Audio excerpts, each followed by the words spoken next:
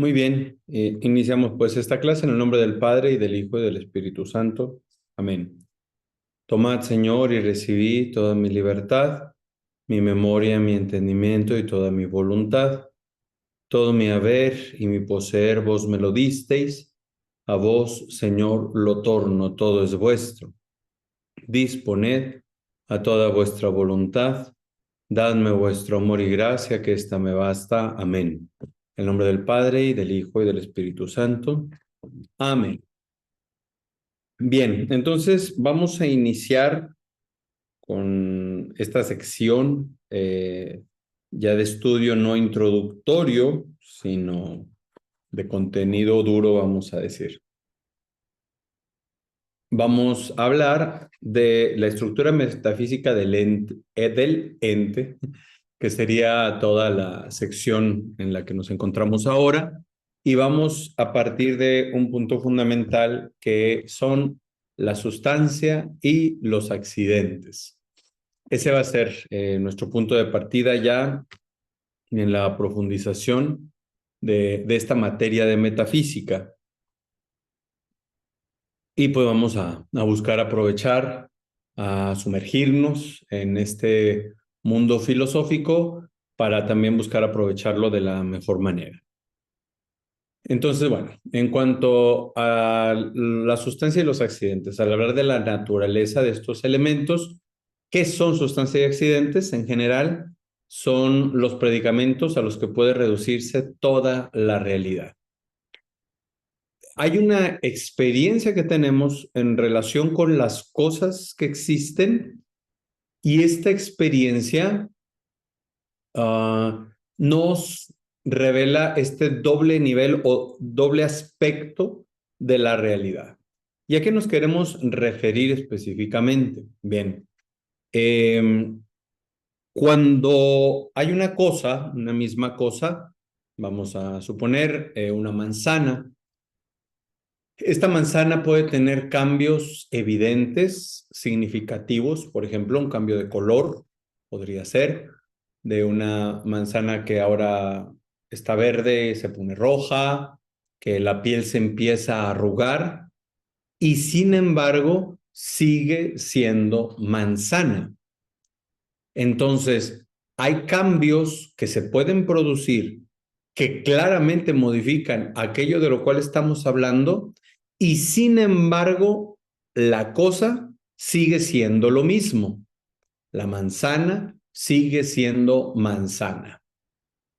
Podemos tener, no sé, un vehículo y le cambiamos el color y entonces aunque sea azul, sea blanco, sea rojo, sigue siendo vehículo. Se da un cambio que no afecta lo que la cosa es.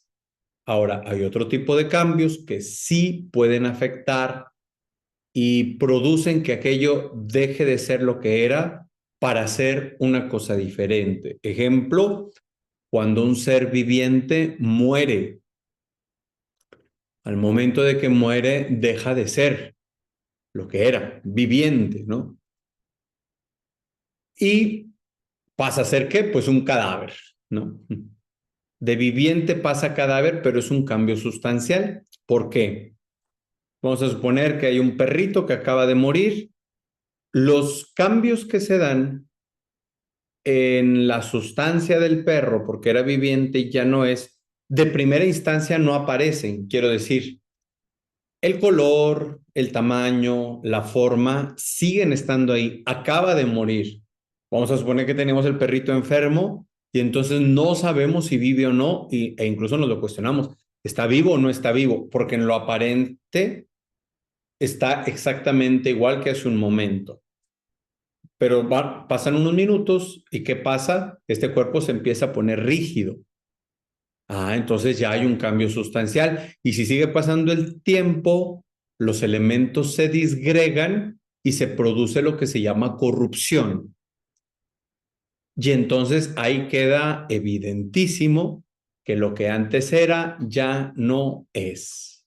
Entonces, los cambios que se dan, pero que no afectan a que la cosa deje de ser lo que era para convertirse en otra cosa, se les llama cambios accidentales. los cambios que se dan en la profundidad de eso y termina convirtiéndose en otra cosa, sería lo que llamamos cambios sustanciales. Un pedazo de papel que se quema ha dejado de ser papel y es imposible que vuelva a ser papel y ha adquirido una nueva condición, una nueva sustancia de algo que ahora se llama ceniza. Queda claro, ¿verdad? Un poco lo que estamos diciendo.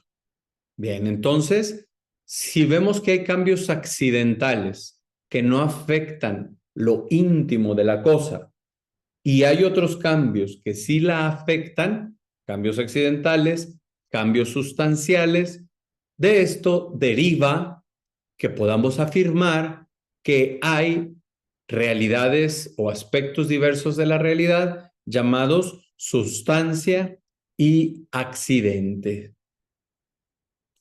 Entonces, tiene que haber un núcleo primario con múltiples características secundarias. Un núcleo primario con múltiples características secundarias.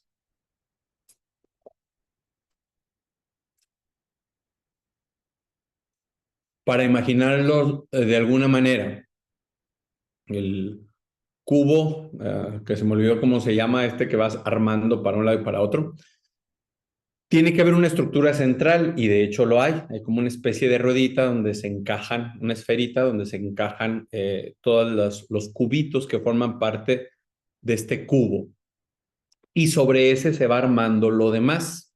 Entonces, esté el color rojo o esté el color blanco, como el núcleo que da forma a todo lo demás está presente ahí, eso sería la sustancia, y lo que puede cambiar sin afectar la sustancia se llama accidentes. Entonces, vamos puntualmente a ir al tema de la sustancia. ¿Qué es la sustancia? Es el elemento más importante de cada cosa.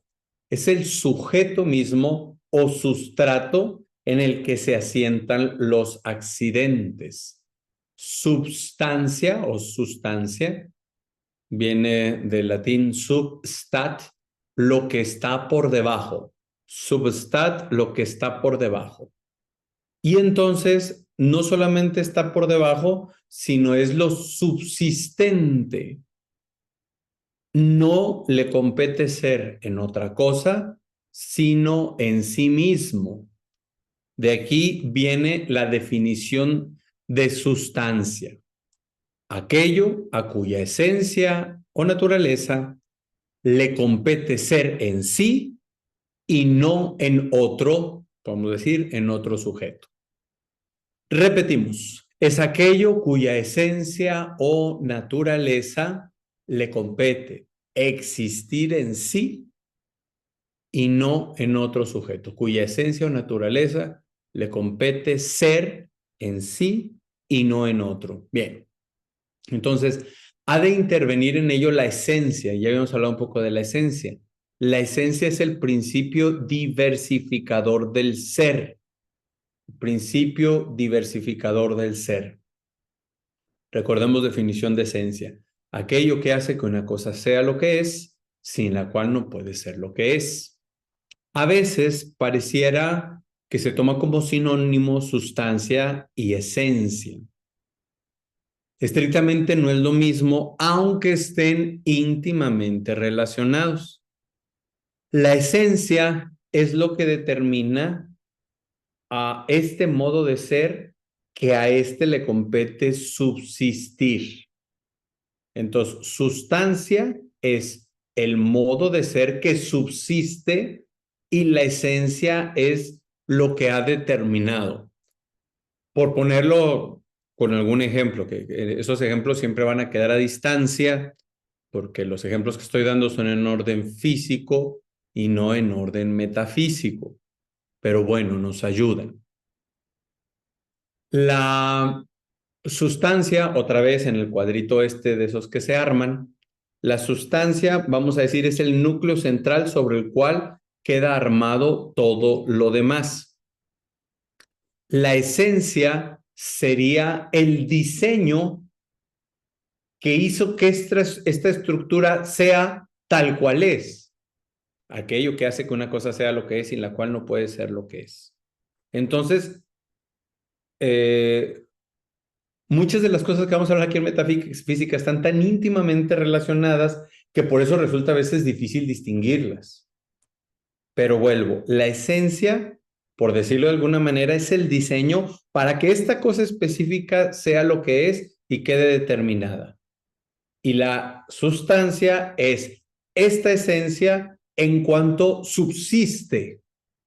Y en cuanto subsiste, es el núcleo sobre el cual se arma todo lo demás en los accidentes. Espero sí vaya quedando más o menos claro, más o menos.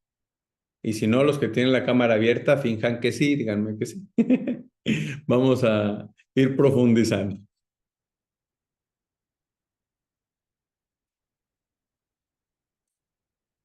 Se habla también de sustancia primera y sustancia segunda. La sustancia primera es lo que determina existentes singulares. Es decir, esta pluma.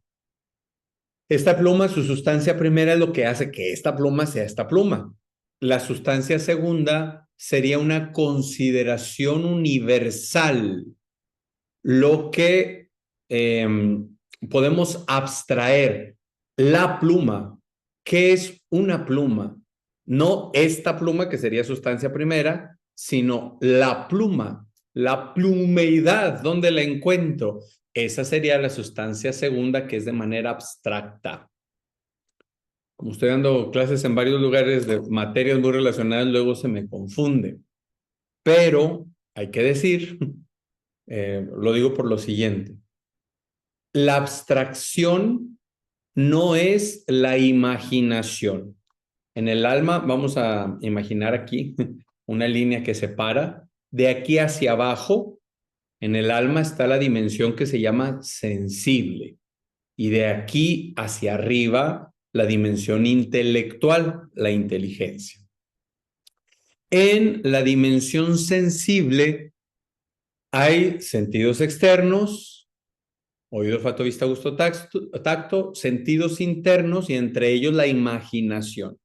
La imaginación hace que yo tenga una imagen, por eso se llama imaginación, en mi sensibilidad, en la mente, pero en el área sensible. Entonces, esta pluma, que es de un plástico transparente, pero tiene tinta negra, tapón negro, fondo negro, letras blancas, yo la puedo reproducir en mi imaginación. Pero esto de la imaginación no es todavía en la inteligencia. La inteligencia no tiene imágenes, sino nociones abstractas. Es decir, lo que hace que una pluma sea lo que es un artefacto o un útil escolar que sirve para escribir con tinta. Ok, esta noción la puedo tener en la inteligencia, pero no con una imagen particular. Si yo estoy imaginando esta pluma con estos colores, tamaño y forma, es en la dimensión sensible, imaginación, pero no propiamente la inteligencia. Insisto, la inteligencia no tiene imágenes, sino nociones abstractas. Abstractas, es decir, universales, sin particularidades. Al decir pluma en la inteligencia, no estoy diciendo esta pluma, este tamaño, este color, sino la esencia. Capto la esencia. Espero quede más o menos claro. Entonces, esta sustancia segunda es la consideración universal abstracta que está ya en la inteligencia. Bien, más o menos esa es la sustancia. Por resumirlo de manera más precisa, aquello a cuya esencia o naturaleza le compete existir en sí mismo y no en otro sujeto. Ahora vamos a ver qué son los accidentes. Bien, Los accidentes son perfecciones múltiples. Esto de perfecciones ya lo hablaremos con mayor profundidad pasa, por ejemplo, el acto y la potencia, que es el capítulo que veremos después. Vamos a profundizar estas nociones de las perfecciones. ¿Qué son las perfecciones? Bueno, se inhieren, están adheridas, vamos a decirlo así, a un único sujeto permanente. Son determinaciones derivadas y secundarias al núcleo central de una cosa.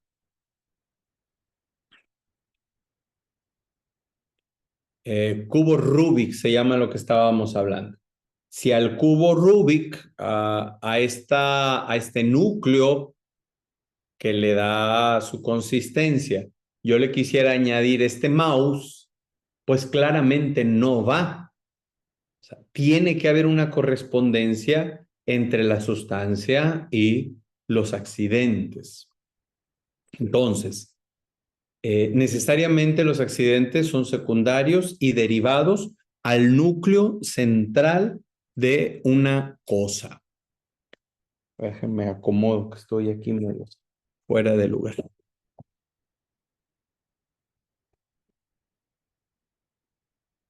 Bien. Entonces, ¿cuál va a ser la definición que vamos a dar de accidentes? Realidades a cuya esencia les conviene existir o ser más bien, les conviene ser en otro como en su sujeto. Aquello que le conviene o le compete ser en otro. La sustancia le compete ser en sí mismo, al accidente le compete ser en otro. Entonces el accidente no tiene sustrato en sí mismo. Entonces, por ejemplo, el color rojo, auto de color rojo. El color rojo no existe por sí mismo. Yo no puedo decir, aquí tengo en mis manos lo rojo.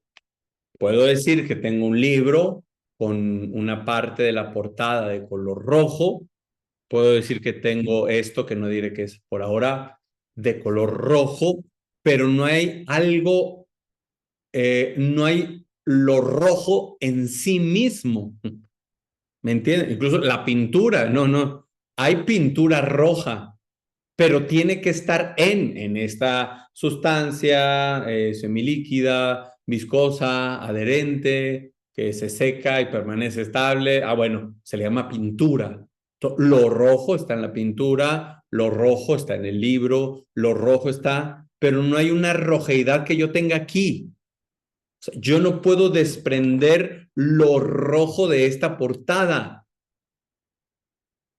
Y si lo quitara, lo que estoy quitando es pintura roja, no la rojeidad en sí misma. ¿Se entiende esto? Entonces, lo rojo sería lo accidental que existe en este auto rojo, este libro rojo, este aparato rojo. No tiene sustento en sí mismo. Hay accidentes que son propios de la especie, propiedades comunes que surgen de los principios específicos de una cosa. Por ejemplo, la figura, la silueta de un animal. Eso es accidental, pero es un accidente propio de la especie. El entendimiento en el ser humano, aunque parte de la sustancia del ser humano es ser racional, como tal la inteligencia y la voluntad serían accidentales, pero son accidentes inseparables y totalmente trascendentes. Ahorita vamos a ver esta relación que se tiene con estas nociones. Hay accidentes que son inseparables del individuo, por ejemplo, la estatura y el color. Quiero decir, la estatura se puede ir modificando del que es recién nacido y va creciendo, claramente va aumentando la estatura, pero yo no puedo prescindir de la estatura, yo no puedo prescindir de mi peso corporal, ni puedo prescindir de mi color de piel. Incluso, aunque me cambiara el color de piel, vamos a suponer que me pongo cremas aclarantes, la piel seguirá teniendo un color. Entonces no puedo prescindir, no se puede separar de mí estos accidentes. Hay otros accidentes que pueden estar o no estar, como sería el estar sentado, el caminar. Hay accidentes que proceden de un agente externo, como sería una enfermedad, vamos a decir, una infección por un virus, como sería un coágulo que de repente llega al cerebro, o algo que se va dando con la enseñanza. Ustedes están aprendiendo de lo que yo les estoy compartiendo. Yo soy un agente externo para ustedes y les estoy influyendo de esta manera concreta a través del aprendizaje. De manera simplísima, sustancia, aquello que le compete existir en sí o ser en sí; accidente, aquello que le compete existir o más bien ser en otro; núcleo, accidente. Ok, ahí vamos más o menos. También se puede hablar de accidente en un sentido lógico, un sentido metafísico, atendiendo al ser de las cosas. No hay un término medio entre sustancias y accidentes. Cualquier realidad o es en sí o es en otro. Y los accidentes, no por ser accidentes, en ese sentido tenemos que distinguir la noción de accidentes del uso común que se le da a esta noción. Nosotros, si decimos fulanito tuvo un accidente, estamos hablando de una realidad eventual, inesperada, generalmente trágica, que es deseable que no hubiera sucedido y que se podía haber prevenido. Bueno, no es el uso metafísico. Accidentes que le compete existir en otro, pero no por eso el accidente metafísico carece de importancia. En lógica, a estos accidentes propios de la especie se le llaman propiedades. Y quiero insistir, a veces se malentiende los accidentes como algo de lo que se pudiera prescindir. Yo puedo no tener accidentes, al cabo ni los necesito.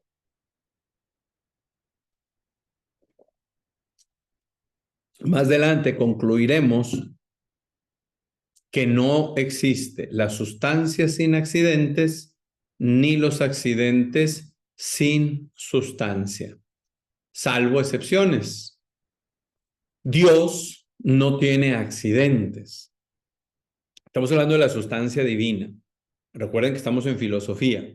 Si entráramos a cuestiones teológicas, cuando el verbo se hizo carne, la sustancia purísima de Dios, en la segunda persona de la Trinidad, tomó accidentes. ¿Por qué? Porque el Señor Jesús tuvo estatura, tuvo color de piel, tuvo movimiento, tuvo, no sé. Pero eso es cuestión revelada, lo que Dios ha manifestado.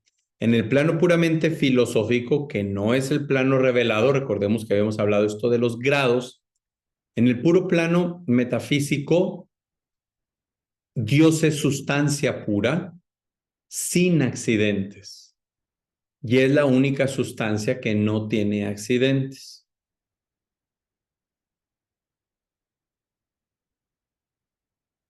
Incluso los ángeles, aunque son seres inmateriales, por cierto, hoy celebramos a los santos ángeles custodios. Hay que darles un agradecimiento porque pobrecitos cómo los hacemos sufrir y batallar, ¿eh? Que el Señor les tenga en cuenta también, aunque ellos ya tienen la salvación eterna desde el principio, como quiera, ¿verdad? Pueden aumentar esos méritos propios porque siguen siendo seres libres. Bien, entonces incluso los ángeles, aunque no son materiales, tienen accidentes, no accidentes materiales porque no los tienen, pero tienen un número, tienen especie, tienen, bueno, varias cosas. Y en cuanto a accidentes sin sustancia, sería lo que pasa en la transustanciación, porque del pan eucarístico cambia la sustancia, permanecen los accidentes, sabor, color, tamaño, forma, todo eso permanece en la hostia. Nos queda claro esto, ¿verdad? Y luego me ha tocado gente que dice, ay, es que la hostia consagrada sabe tan diferente, sabe tan rica. No, salvo que hubiese un milagro ahí, eso es falso. ¿Por qué? Porque precisamente el milagro se llama transustanciación. Cambia la sustancia, permanecen los accidentes. Entonces, tamaño, color, forma, sabor de lo que era pan, sigue pareciendo pan, de las mismísimas cualidades, aunque ya no sea pan. ¿Sí? A eso que se conserva se le puede seguir llamando especie, especie eucarística, especie de pan, especie de vino, aunque ya no sea pan y ya no sea vino. ¿Queda claro esto?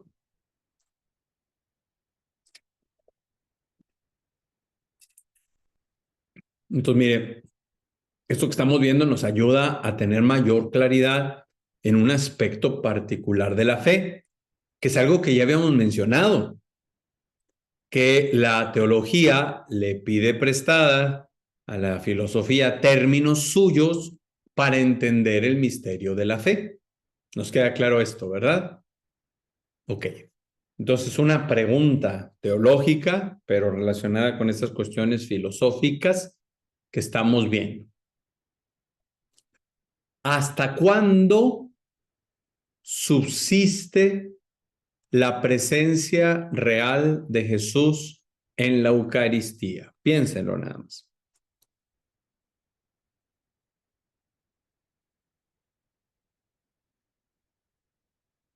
¿Se lo habían planteado? ¿Hasta cuándo subsiste la presencia real de Jesús en la Eucaristía? Respuesta definida por la Santa Madre Iglesia: mientras subsistan las especies del pan y del vino. Podemos decirlo con los términos que estamos utilizando en esta clase: mientras subsistan los accidentes. Voy a ser muy descriptivo, sin el afán de ser grosero, pero para que nos quede claro el ejemplo, ¿no? Si yo como una hostia, una forma sin consagrar, yo me la como. ¿Qué tanto pasa en que el pan deje de ser pan? Quizá un par de minutos, quiero decir, ya desde la boca empieza algo de la digestión, pasa al estómago, se intensifica el proceso, pero pueden pasar algunos minutos, voy a ser exagerado, en que yo pudiera encontrar que este pedacito sigue todavía siendo pan. ¿Se entiende esto? Estoy hablando de una forma sin consagrar. Bueno, si eso mismo se hiciera, que no es adecuado hacerlo, lo estoy poniendo como ejemplo, con una hostia consagrada que he consumido, mientras subsista y haya un pedacitito que siga siendo pan, ahí está la presencia real de Jesús en la Eucaristía. Sería grosero querer hacer un estudio con una hostia consagrada, muy cerca de la profanación, no sé si profanación. No, vamos a ver entonces cuánto dura. Podemos concluir por estudios que sí se han hecho con otros alimentos que algunos minutos. Algunos minutos. En la misma persona puede variar porque hoy hubo más ácido clorhídrico, porque venían ayunas, porque ya había comido algo, por lo que sea. Entonces, simplemente, de una manera certera y un poco amplia, podemos decir, algunos minutos. Por eso es que hay que aprovechar, después de que uno comulga, tiempo para adorar. Y aunque no se exige un ayuno posterior a haber comulgado, conviene dejar algunos minutos.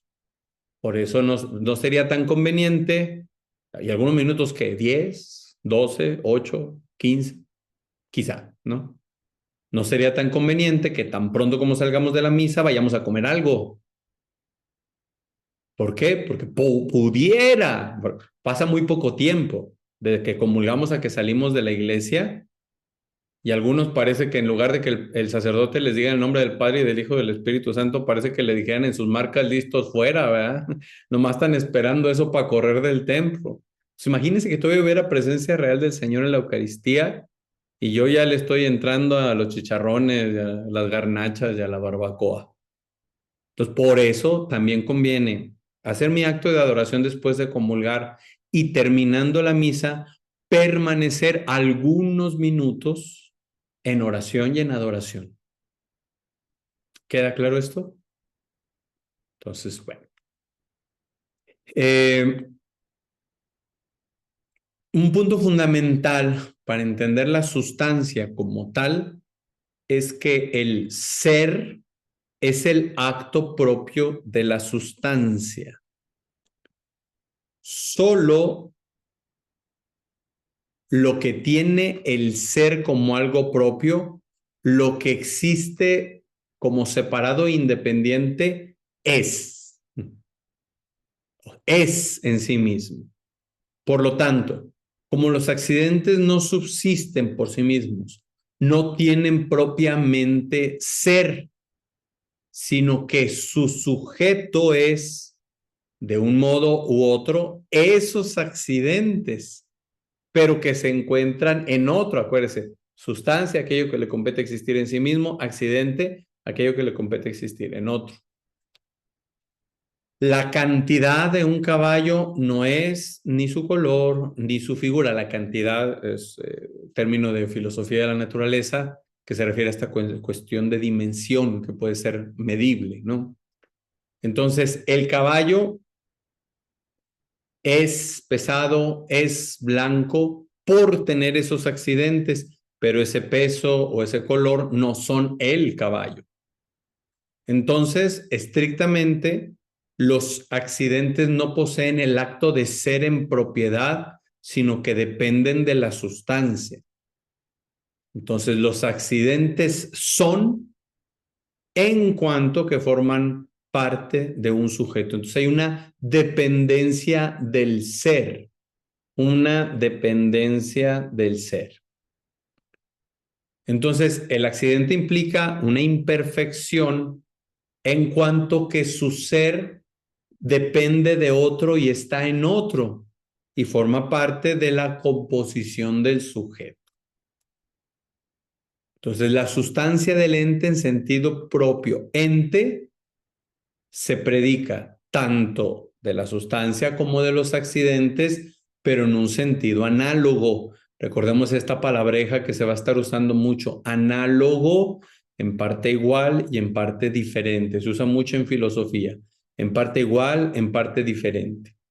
La sustancia es ente en virtud de un acto propio de ser. Los accidentes, en cambio, lo son apoyándose en las sustancias. Siempre al hablar de analogía, hay un analogado principal y un analogado secundario. Ejemplo, la cucaracha es bella. No sé si habíamos puesto este ejemplo aquí. Sí, sí es bella en cuanto que es. Y en cuanto que es, como su ser participa del ser de Dios, su belleza también participa de la belleza de Dios. La belleza está relacionada con la armonía de las partes, con la proporcionalidad, con la claridad. Entonces, nos guste o no, en la cucaracha hay cierta armonía. Por ejemplo, la simetría que tiene, si la partimos por la mitad, de las patas de este lado con las patas de este lado. Pero la belleza es Dios. Y aquí queda claro cuál es el analogado principal y cuál es el analogado secundario. Entonces Dios tiene belleza, tiene proporción, aunque no sea a niveles físicos, tiene una armonía, puede ser contemplado, etcétera. Ok. La cucaracha lo es en participación, participación ínfima. Vamos a Poner otro ejemplo, una mujer hermosa, sería más clara esta participación con el ser. Hay una mayor cercanía. Entonces, insisto, esta palabra analogía se va a estar usando mucho en esta materia. Hablando ya del compuesto de sustancia y accidentes, ¿cómo se relacionan entre sí en la realidad ya en un ente singular esta sustancia y estos accidentes? Tenemos que hablar primero de una distinción real. Sustancia y accidentes son realmente distintos, porque al cambiar algunos accidentes no cambia la sustancia, ya lo explicamos con el color de la manzana. La cantidad es divisible, pero la sustancia no.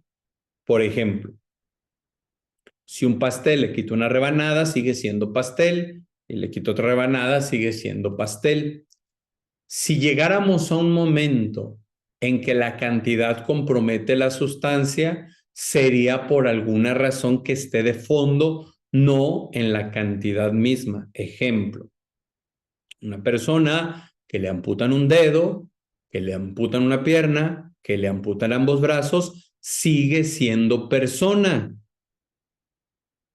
Entonces, la sustancia no se modifica, aunque los accidentes estén claramente modificados.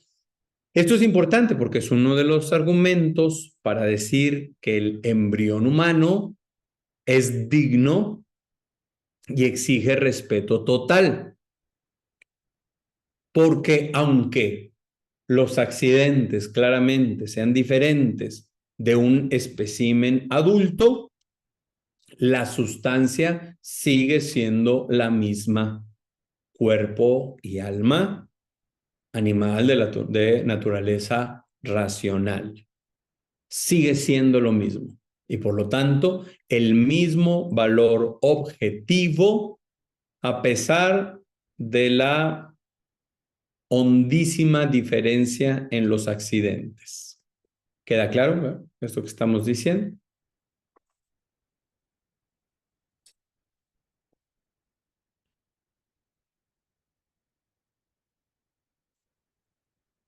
La sustancia es más importante porque es la que determina el contenido fundamental de las cosas. Los accidentes dependen de un núcleo sustancial y son determinaciones suyas. Entonces hay una distinción real entre sustancia y accidentes. Pero también hay una unidad del compuesto. ¿Y esto qué quiere decir? Cuando se piensa que la sustancia está desvinculada de los accidentes, estamos comprometiendo la unidad del ente. Por lo tanto, hay que decir que esto no es así. Un animal realiza muchas acciones, pero todo lo hace desde un obrar, desde un conjunto unificado y armónico, porque el sujeto que actúa es único. Entonces, sustancia y accidentes, no podemos decir son separados porque forman parte del mismo ser o del mismo ente, para llamarlo de manera más específica. Y lo que actúa, sea esta acción o esta acción, es este sujeto. Esto tiene mucho que ver, por ejemplo, con el problema sobre la reencarnación. La filosofía y la teología enseñan que el hombre, unión sustancial de alma y cuerpo, encuentra su yo en el alma. Encuentra su yo en el alma. Algo que conviene aclarar en este sentido es que el alma no preexiste. Yo no sé si ya lo dije en esta materia o no, pero el alma no preexiste. No hay como un guardarropa de almas en el cielo o una bodega que cuando viene un ser humano se arranca esa alma y se mete en este cuerpo. O que un alma haya terminado una vida, le fue medio mal y tenga que venir a otra. ¿Por qué? Supongamos que existiera la reencarnación. Y entonces yo voy en mi octava vida. que va a ser la última. Que no, porque los que creen en la reencarnación dicen que el que se va purificando en su karma, antes de llegar a la nirvana, que es este análogo terrible y deforme del cielo. ¿Por qué no es el cielo? Porque la nirvana es la nada. En la visión budista e hinduista, el que llega a la nirvana como su máxima meta está llegando a la nada. Nosotros creyentes esperamos llegar a mi Dios y mi todo, no a la nada. Bueno, y dicen ellos que entonces antes de llegar a la nirvana, si esta alma estuvo suficientemente purificada, en esta última reencarnación, pues reencarnará en una vaca. Entonces, por eso tanta veneración a las vacas. Ahí se plantean algunos que si no vamos a medio camino, ¿eh? No, no. Entonces, si yo muriera ya en esta octava vida que yo tengo y al mismo tiempo creo que hay un juicio de Dios, ¿cuál de mis yo tendría que responder ante Dios? Pues todos o ninguno, porque finalmente ninguno soy yo. Vuelvo al punto, que no hay una preexistencia de las almas. El acto creador de Dios, la cualidad más propia es que es ex nihilo, se dice en latín. Ex nihilo, con una H intermedia. Ex nihilo, ex nihilo. Y significa creado desde la nada. Había nada, empieza la creación. ¿De dónde? De la nada, porque Dios crea de la nada, si no, no fuera creación estrictamente. Bien, esta creación desde la nada, que es la que aparece en el Génesis, que es la que la madre de los macabeos le dice a sus hijos, él que ha creado todo de la nada, esta creación de la nada o desde la nada no ha terminado. Dios sigue creando de la nada, pero un aspecto muy peculiar, la creación del alma humana.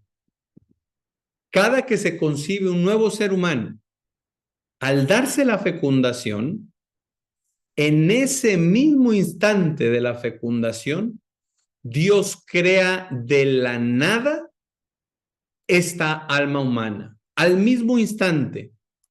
O sea, no hay un cuerpo esperando humano, un cuerpo humano esperando un alma, no. Al instante que es creado, que es cuando se da la fecundación, al instante que es creado, Dios infunde el alma que le da forma a este cuerpo, que al primer instante tiene forma de una sola célula. Es donde se están uniendo los núcleos. Y luego, viene todo este proceso maravilloso. Entonces, Dios crea desde la nada. Había nada, ahora es. Sucede en el vientre materno. Qué maravilla. Las que son mamás, este milagro de creación desde la nada aconteció en tu vientre. Y entonces ahí es donde inicia la existencia del alma, por lo tanto del cuerpo, por lo tanto del yo. Por eso es absurdo, contrario a la razón humana, contrario a la filosofía y contrario a la teología, el decir, ay, cuando tienen un bebé recién nacido, este hijo que me escogió a mí, ignorante, no es así. No te podía escoger porque no existía. Es esta idea falsa, sí, sí, sí, el almita andaba ahí flotando y de repente dijo, oh, quiero que ella sea mi madre. No, porque la existencia inicia en la fecundación y termina la vida del cuerpo con la muerte, que es la separación del alma y del cuerpo, pero el alma pervive, es inmortal. Bueno, entonces todo esto que conviene saber, ¿verdad? De chispiaditas de antropología filosófica.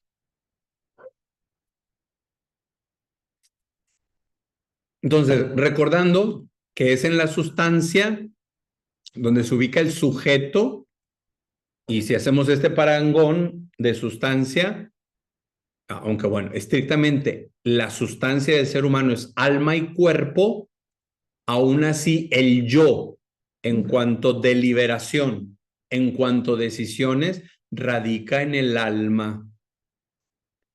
Pero es muy importante ubicar, la sustancia está en el sujeto. Y esto también tendrá que ver, por ejemplo, en cuestiones teológicas. Al hablar de cristología, se habla también de soteriología, o sea, el Señor Jesús en su ser mismo, y soteriología, el Señor Jesús como Salvador.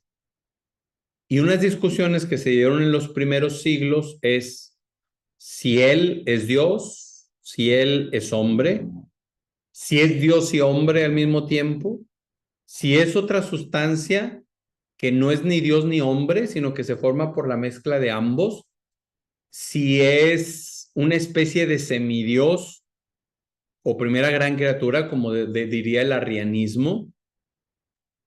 Y, por ejemplo, el problema que se dio con Nestorio, que hay autores que afirman que Nestorio, más bien, siglo V, tenía un problema de lenguaje más que un problema de fe. Pero él decía que la Virgen María era madre de la persona humana de Jesús. Y ahí viene el conflicto. Persona humana de Jesús. Entonces, pregunta, ¿hay persona humana y persona divina? Si eso fuera así, estaríamos hablando de dos sujetos. Y si son dos sujetos, dos individuos, ¿es posible la salvación? ¿Quién me salvó? ¿La persona humana o la persona divina? Tuvo que haber habido un solo sujeto, verdadero Dios y verdadero hombre. La teología lo resuelve diciendo es persona divina, porque hablamos de tres personas divinas, entonces el ser personal del Padre, del Hijo y del Espíritu Santo está en la eternidad. Esta persona divina, la segunda, se encarna, toma naturaleza humana. ¿Puedo llamar persona humana? No, porque persona aquí es un término filosófico que le compete solo a la sustancia divina o a la naturaleza divina de Jesús. Entonces, Jesús es solo persona divina con naturaleza divina, necesariamente, y naturaleza humana. Verdadero Dios, verdadero hombre, pero solo una persona, una sustancia personal. Vamos a decirle así, aunque no es tan preciso el término, una sustancia personal. ¿Quién me salva? El Hijo de Dios, verdadero Dios y verdadero hombre. En este sentido, también los padres de los primeros años de la iglesia hablaban de una noción interesante, no tan fácil de entender, que se llama communicatio idiomatum, comunicación de idiomas. No sé por qué se llama de idiomas, pero así se llama. Y dice que todo lo que se afirma de la naturaleza humana en Jesús se puede decir de la naturaleza divina, y todo lo que se dice de la naturaleza divina se puede decir de la naturaleza humana. ¿Sí? Por eso, pregunta, ¿podemos adorar algo material, sí o no? Estoy esperando que respondan los de la cámara abierta. ¿Podemos adorar algo material, sí o no? No, no. Claro que sí. Y luego el cuerpo de Jesús, ¿qué es? ¿Material? En En la la, Eucaristía. en la custodia, ¿qué está? Un elemento material. ¿Por qué? Por la comunicación de idiomas. Es decir, como en la misma persona divina del Verbo está sumida la naturaleza humana de Jesús, yo puedo adorar el cuerpo de Jesús. Porque aunque compete a la naturaleza humana, es un cuerpo divino porque la persona es divina. ¿Queda claro? Entonces, hay esta comunicación de idiomas de la divinidad propia, originaria, vamos a decir, de la naturaleza divina, le compete ahora a la naturaleza humana y por eso puedo adorar el cuerpo de Cristo. Que al decir cuerpo estamos hablando de una realidad material. Ojo, no dije podemos adorar cualquier realidad material, no dije eso. Dije, ¿podemos adorar algo material? Sí, el cuerpo de Jesús. ¿Se entiende esto? Y finalmente la hostia consagrada, que es como un poco redundante decir hostia consagrada, porque hostia ya significa víctima consagrada, pero bueno, la hostia consagrada es algo material, es Jesús. Entonces, es incorrecto que adoro lo espiritual que está ahí. No, adoro lo que está ahí. Este cuerpo. Por eso el sacerdote dice algo maravilloso: tomen y coman, esto es mi cuerpo. Otra vez, hablando del ser, que le hemos estado dando vueltas acá, esto es mi cuerpo. Y es este cuerpo que al mismo tiempo está presente, cuerpo, sangre, alma y divinidad, es este cuerpo el que puedo adorar porque es el cuerpo de Jesús. Porque es el cuerpo de Jesús. Bien, vamos a descansar 5 minutos y volvemos enseguida.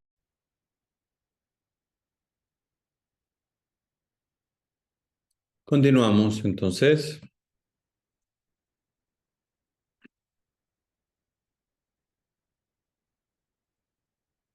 Entonces, es el ser el fundamento de la unidad de sustancia y accidentes. El ente está en cierto modo compuesto o totalmente compuesto de una sustancia y unos accidentes determinados. Insistimos lo que ya decíamos hace un momento: no existen ni los accidentes sin sustancia, ni la sustancia sin los accidentes, salvo excepciones ya mencionadas. El ser de cada cosa es solo uno. Toda la realidad sustancial y accidental de un ente es decir, tiene ser, es en virtud de un único acto de ser que pertenece a la sustancia. El acto de ser pertenece a la sustancia, pero el ser de sustancia y accidentes es único, que nos quede claro. En cada ente hay un solo acto de ser, un único acto de ser, que es el de la sustancia.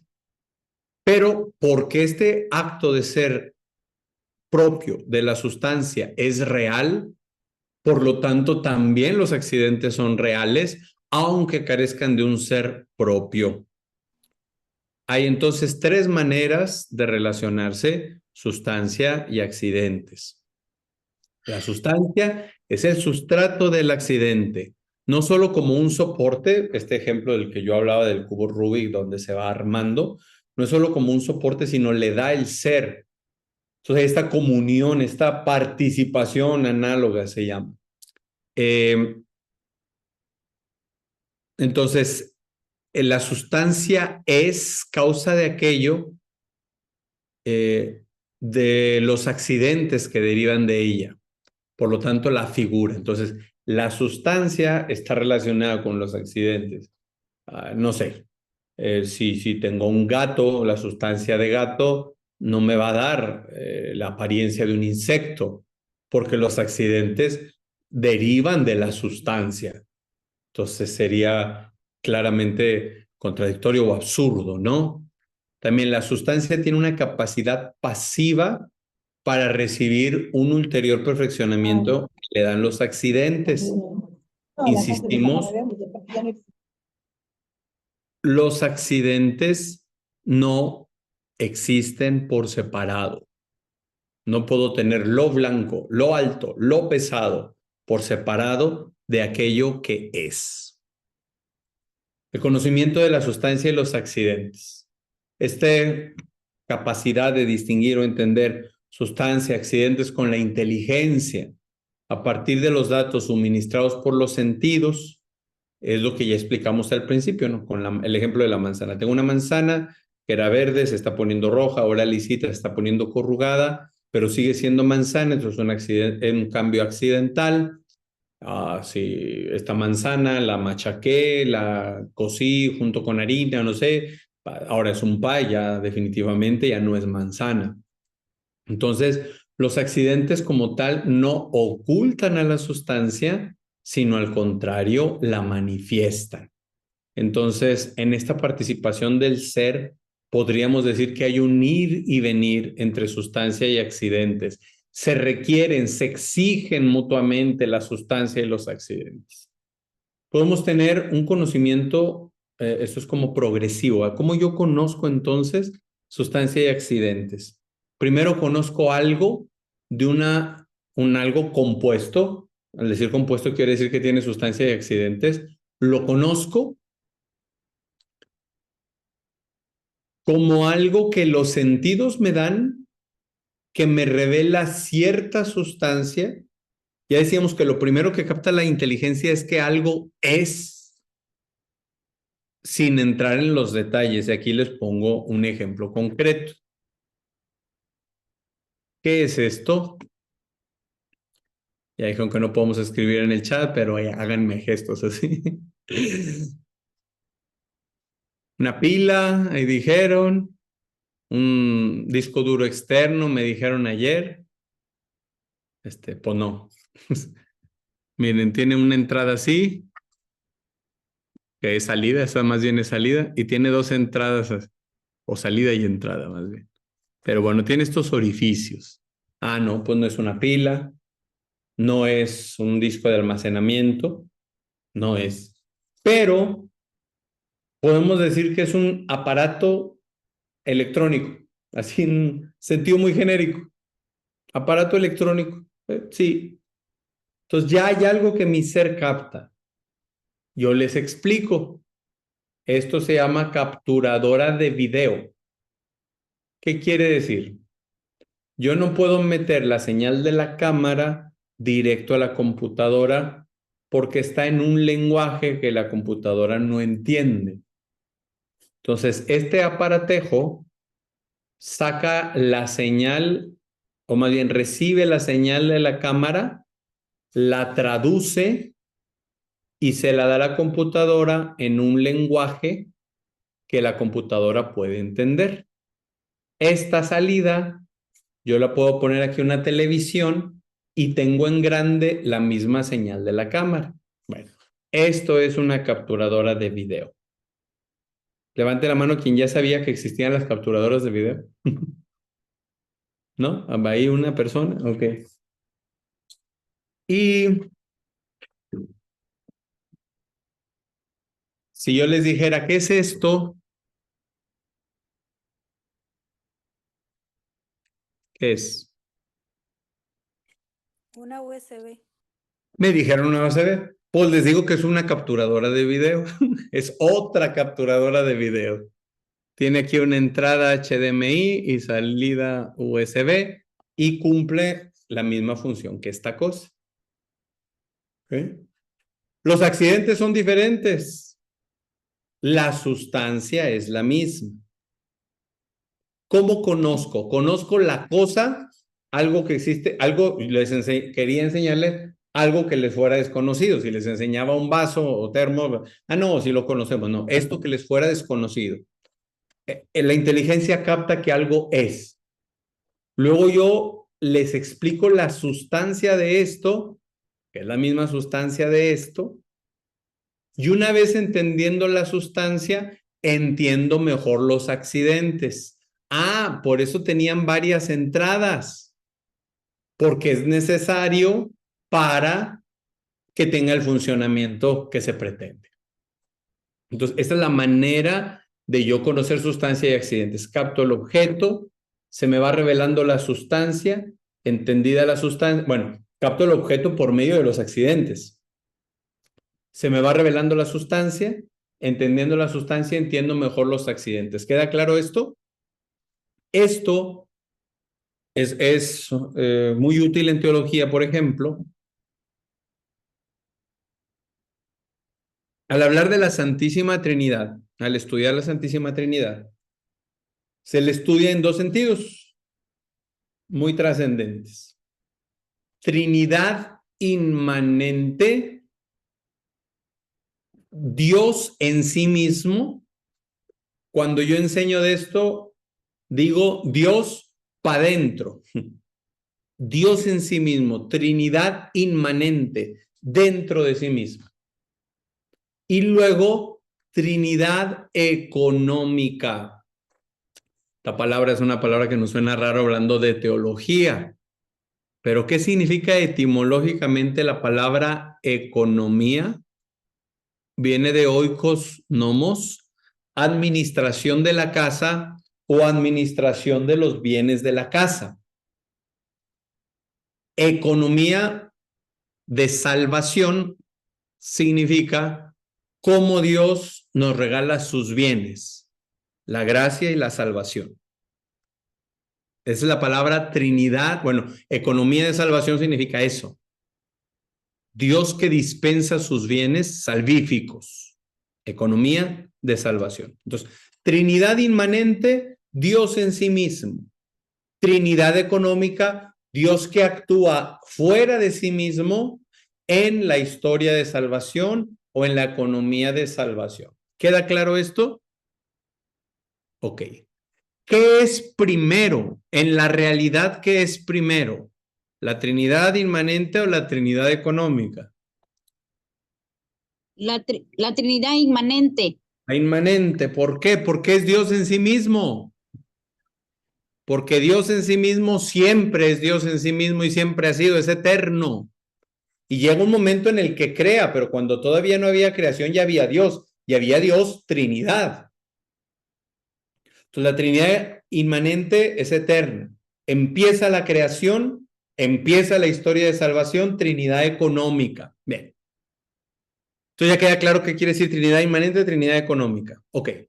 En la realidad, primero Trinidad inmanente, luego realidad económica. En la experiencia del pueblo de Dios, en la experiencia humana, en la experiencia de salvación, ¿qué es primero? Pues al revés. Primero conozco la salvación de Dios, la manifestación de Dios, y eso me lleva a conocer a Dios en sí mismo, la Trinidad inmanente. ¿Queda claro esto más o menos? Ok. Entonces, Dios por sus obras revela lo que Él es. Y viendo lo que Dios hace, entendemos mejor cómo es Él. ¿Se fijan que es el mismo camino de sustancia y accidentes? Conozco algo, entiendo el ser profundo y entender el ser profundo me ayuda a entender mejor cómo son las cosas. Esto lo habla, por ejemplo, el Concilio Vaticano II al hablar del tema de la revelación, palabras y obras intrínsecamente ligadas entre sí, etc. Bueno. Entonces, conociendo lo que Dios hace, entiendo cómo Dios es. Y entendiendo cómo Dios es, entiendo mejor lo que Dios hace.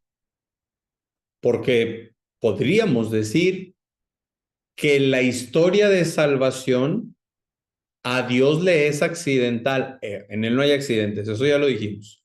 En Él no hay accidentes. Pero para buscarlo entender, o sea, Dios podría no haber creado y sigue siendo Dios. Pero decidió crear. Y los vaivenes en la historia de salvación, por todas las veces que el pueblo de Dios es infiel, no modifican la sustancia divina. No hacen que Dios sea menos Dios. ¿Queda más o menos claro?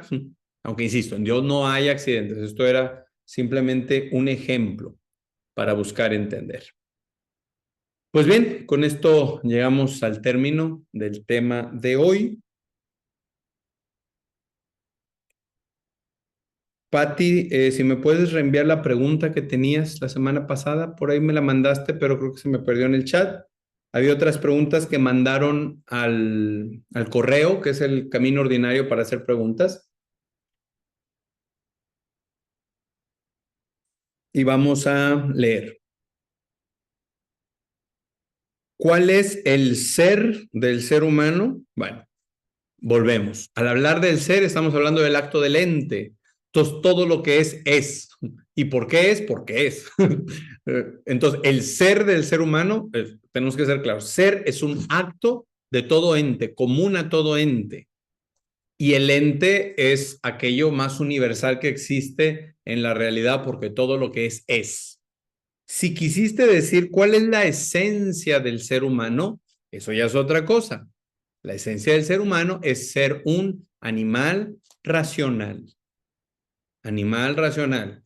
O bien unidad sustancial de cuerpo y alma. ¿Ok?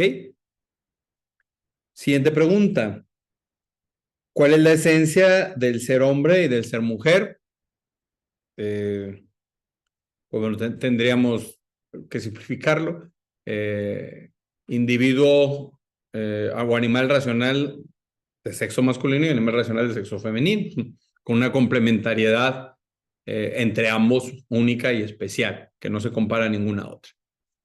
Pues sí, lo propio del hombre es ser varón, lo propio de la mujer es ser mujer. Entonces es algo que está tanto en el cuerpo, hablando desde la genética y la apariencia, lo más íntimo, lo más externo, como está en el alma. Es decir, el alma humana tiene virilidad o feminidad. O sea, el alma no es asexuada, como sí lo es Dios en su ser espíritu. Dios en su sustancia divina no es hombre o mujer, es Dios. En cambio, el alma humana o es alma de varón o es alma de mujer. Eso sí, no sé si más o menos explique un poco de lo que querías. ¿Nuestra esencia es igual a la genética? No, porque la esencia es una cuestión metafísica, más allá de lo físico, aquello que hace que una cosa sea lo que es sin la cual no puede hacer lo que es. La genética es una determinación física, microscópica, pero finalmente material, no inmaterial. Si lo podríamos explicar como un análogo, que la genética sería análogo a la sustancia o a la esencia, que no son cosas sinónimas, pero podría ser como un parangón, una comparación. Pero nuestra esencia no está en la genética. La genética es algo físico y la esencia es algo metafísico. Como explicaba un poco al inicio de esto, de la imaginación, que no está en la inteligencia, sino en la dimensión sensible del alma, y lo abstracto, la captación de la esencia ya se da al nivel de la inteligencia, pero libre de toda particularidad. Otra pregunta.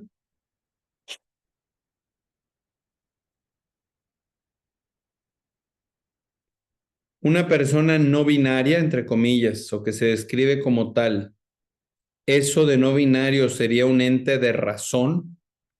Pues sí, porque sería una atribución que está sucediendo en la imaginación de la persona, pero no en la realidad. Sería un ente de razón del cual ha buscado convencerse. En sus pretensiones quizá anhelaría que la imaginación modificara su cuerpo y modificara todo su ser.